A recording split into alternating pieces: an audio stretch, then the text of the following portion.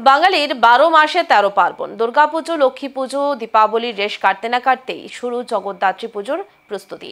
বিলোনিয়াতেও চলছে সেই উৎসবের আমেজ। যদিও এখানে তেমন জাঁকজমক না থাকলেও উৎসাহে ভাটা নেই।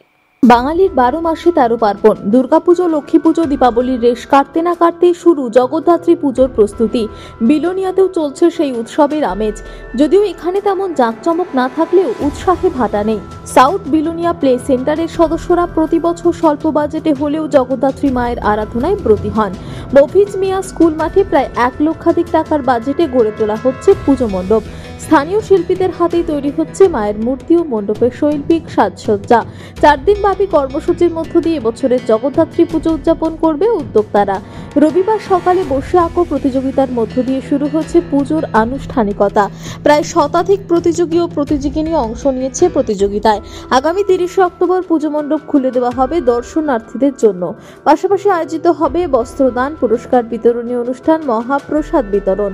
পুজোর 4 দিন স্বচ্ছ ভারত অভিযানেরও আয়োজন থাকবে বলে জানিয়েছে উদ্যোক্তা কমিটির সভাপতি বিশ্বজিৎ সাহা।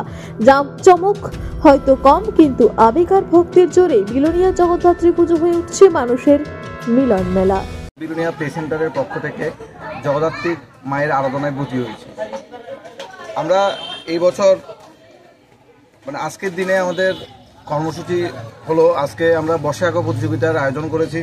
তাছাড়া 30 তারিখ, এই মাসের 30 তারিখ আমাদের পূজা মণ্ডপের উদ্বোধন হবে। উদ্বোধনে উপস্থিত থাকবেন আমাদের ডিএম স্যার এবং এসপি স্যার। তারপর থাকবেন পৌরসভার চেয়ারপারসন, তারপর থাকবেন বিসিএর সেক্রেটারি। আর আমাদের 30 তারিখ আমাদের দুস্থ পরিবারদের মধ্যে কিছু বস্ত্র বিতরণ কর্মসূচি পালন করব আমরা।